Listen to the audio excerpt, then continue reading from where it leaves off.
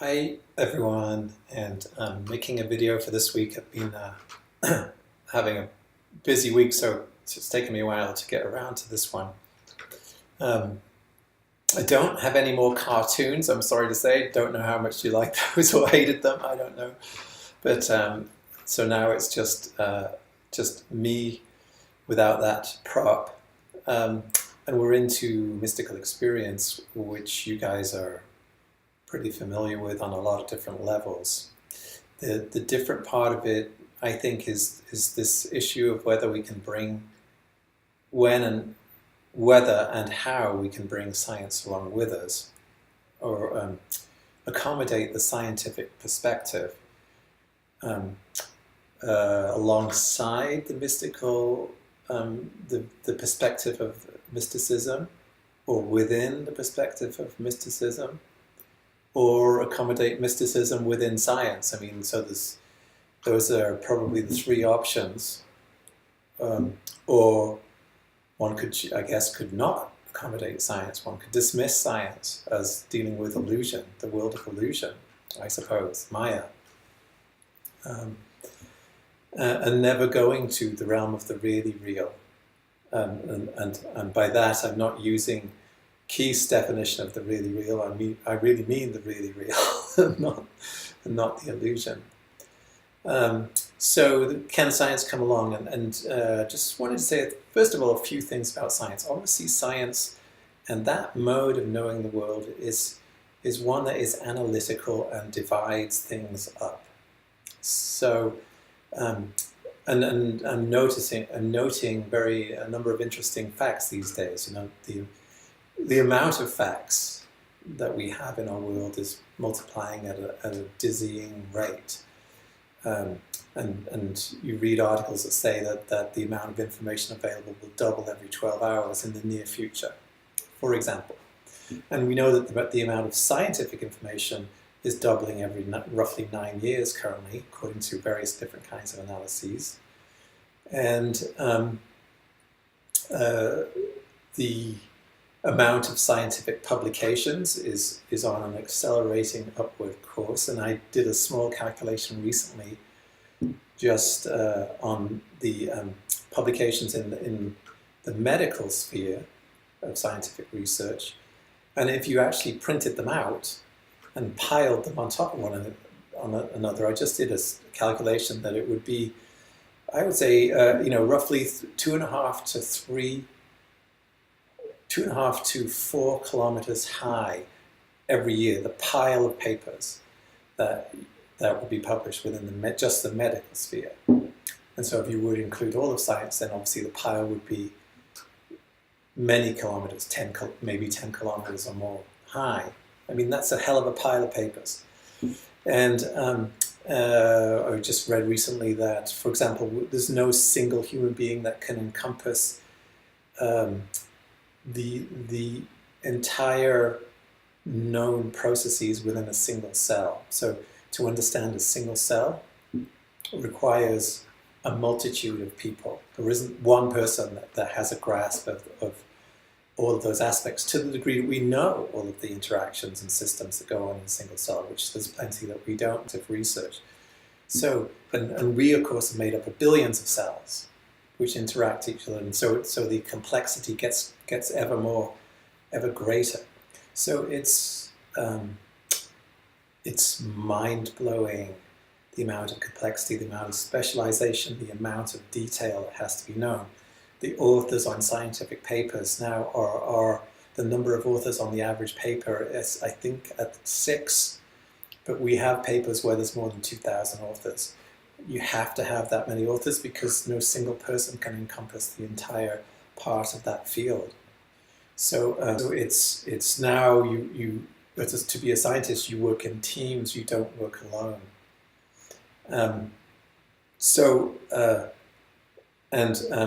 I don't know if I told you this, but or sent you The Sorcerer's Apprentice. The Sorcerer's Apprentice, that poem and that Fantasia cartoon is honestly what it seems like to me, that something is running out of control. A mode of knowing the world is running out of control, and it's out of our hands. And no single person can see even the whole of a single cell. So, let alone the whole of a human being, or the whole of the planet Earth, or the whole of anything. So we're seeing incredibly into the detail, but who can put together? Who can have that vision of the whole? Who can see the whole? Well, nobody can. Not built up from that detail. So so this is something which I think is serious, actually, and it leads us to something that I think we need to recover in order to integrate science and spirituality. And this is a mode of consciousness that sees the whole, a mode of consciousness that's holistic. Now, we've often talked about the masculine and feminine, and certainly that would be more on the feminine side of things. Masculine would be the analytical and everything. And so there's this, I think that's valid to say that it would be a more feminine viewpoint, a more kind of receptive mode of consciousness. I actually think it's more than a mode of consciousness. I think it's a mode of perception. The ability to see the whole, perceive the whole, not put the whole together from the parts, because we can't. We can't do that. There's too much. The pile of papers is too high. We cannot put things together from the parts. We can't find the whole that way. It's a perceived whole. It's a mode of consciousness to see the whole. And in seeing the whole, one gets a totally different perspective on the world. And this brings me to the dimension of mysticism. Because I think that what we have in the current mode of understanding in science is horizontal. Just increasing an ever greater area of detail, of the things that are what makes things up. But and I've talked about this before, there's a depth dimension. So for me, one starts to have a spiritual perspective when one starts to perceive profundity. And let's call it profundity. I'll call it profundity to avoid calling it anything like God or whatever. That the world has profundity. It has this other dimension, which includes the dimension of the whole. Perceiving the whole leads us to what is that perception of the whole? When one perceives the whole, I think, one actually starts to get that sense of the sacred. The whole automatically conveys something. The whole is more than the parts. How is it more than the parts? It's more than the parts because it communicates to us this dimension of depth, this dimension of profundity that the world actually has. And And I know we're going back and forth on various kinds of perhaps intellectual arguments about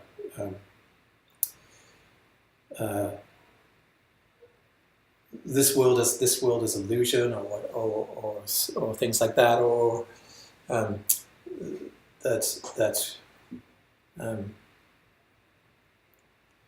the truth lies sort of beyond. The truth lies sort of that we are sort of created. Whatever we see that's meaningful in this world, we are creators of it, and that's okay. That's a viewpoint, and we can have that. I'm giving you my viewpoint at this moment. I don't think that. I think that the world actually is made up of profundity more than it's made up of atoms.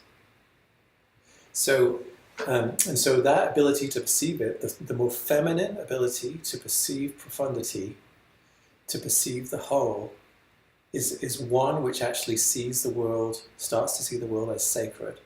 It starts to bring us to a mystical perspective on the world. Now, I'm not talking about into our own consciousness necessarily, although it obviously involves our own consciousness. But I'm saying it's a perception of what is there. It's not a projection. This is a receiving, which is the feminine. It's a receiving. And that we as a species, especially as a culture, have lost the ability to see that way. And when we look back in history, one of the reasons I love that is that I start to see that form of perception when I look back in history. And the Book of Nature is one thing that really clues me into that Book of Nature, to read nature allegorically, to me is an indication of that form of consciousness, that form of being able to perceive the whole, and through that to something beyond, something deeper. This dimension of profundity. Without it, it's not pretty. I don't think our lives are pretty without that dimension.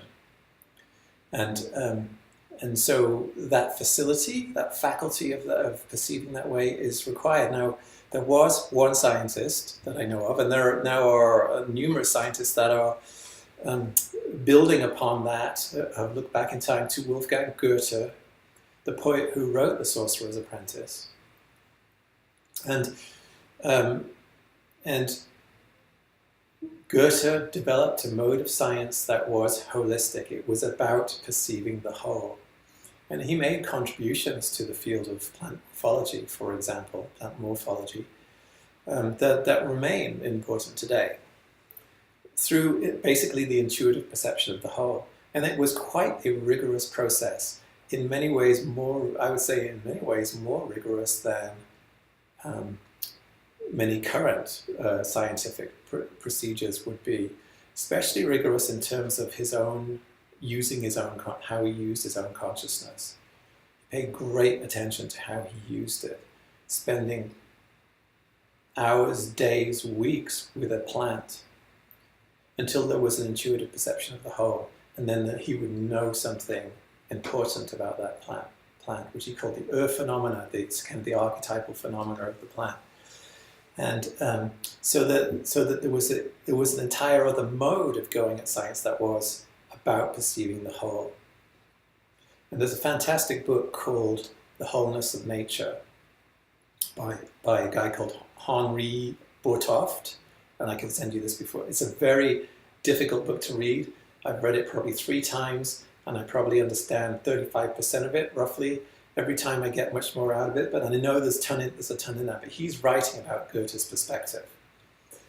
It's a more recent book about Goethe's perspective on science and why it's significant and important. And one of the key ideas in it is the idea of multiplicity in unity.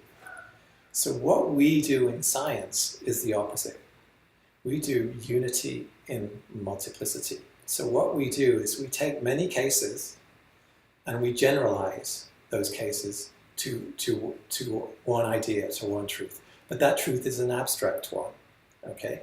So I look at many trees and look at studying them closely. I say, oh, these are all instances of the abstract idea of pine tree, say. Something like that.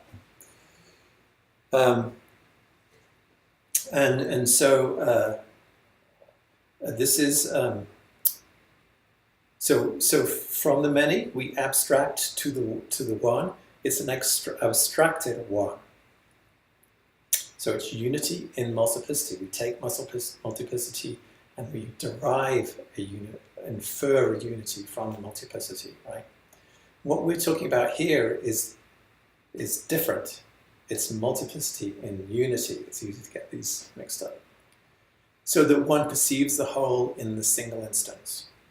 One perceives the whole in the single instance. The whole is present in the single instance of pine tree, for example. The whole of pine tree, the archetypal essence is there. It can be perceived, according to Goethe. So it was a holistic way of studying things, basically. And it was obviously a very different kind of process. Well, for me, Goethe is very significant. And it's what he's talking about is what I refer to other, which is this dimension of wholeness is also the dimension of profundity.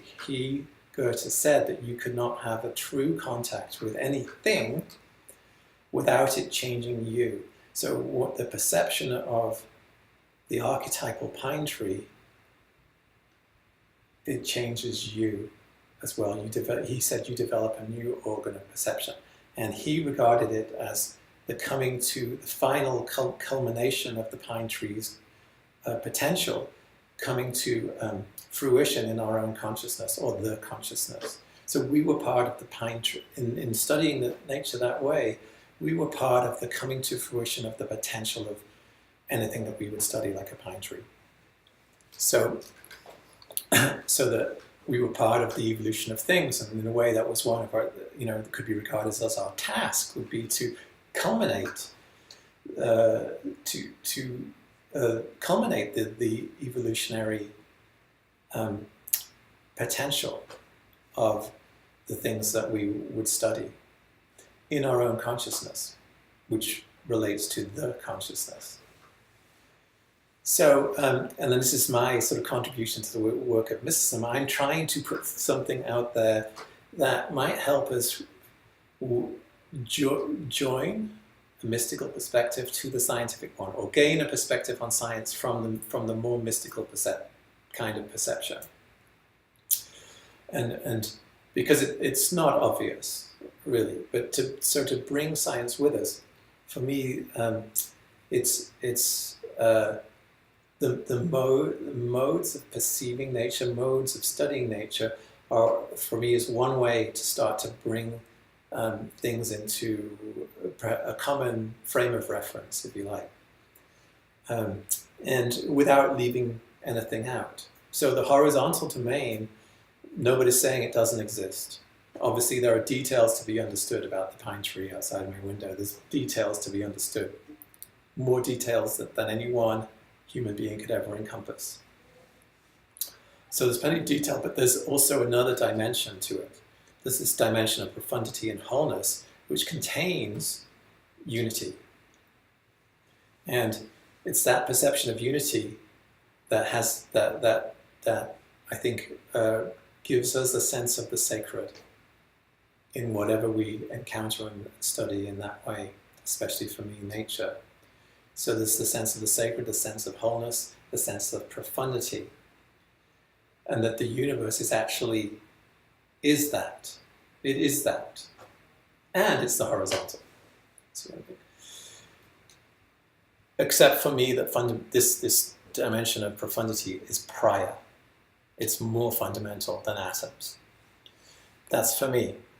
Now you take this where you want to, and I know you will, so that's great.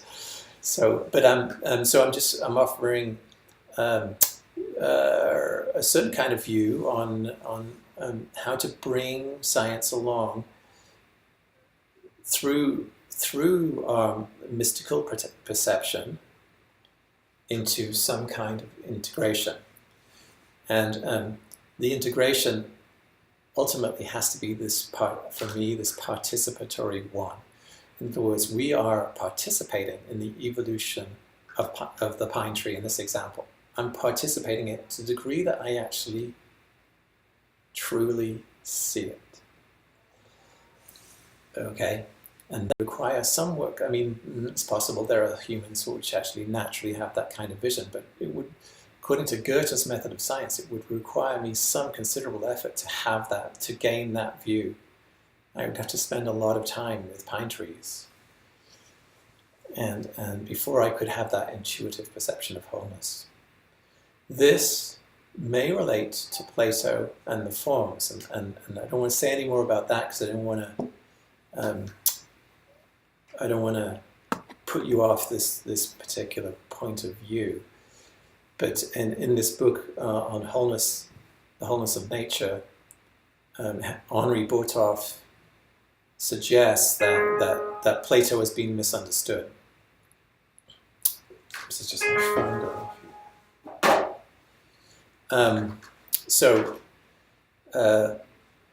So that I guess that's what I've got for this week. So I'm throwing that out there, and this is something. For me, this is a very difficult area to talk about and to communicate about, because it's right at the edge of my ability to even talk about. I guess I have to get this phone call. All right, I'm going to ring off, and I'll hopefully be making more videos before the end, but we're coming into the last week soon, so okay, see ya.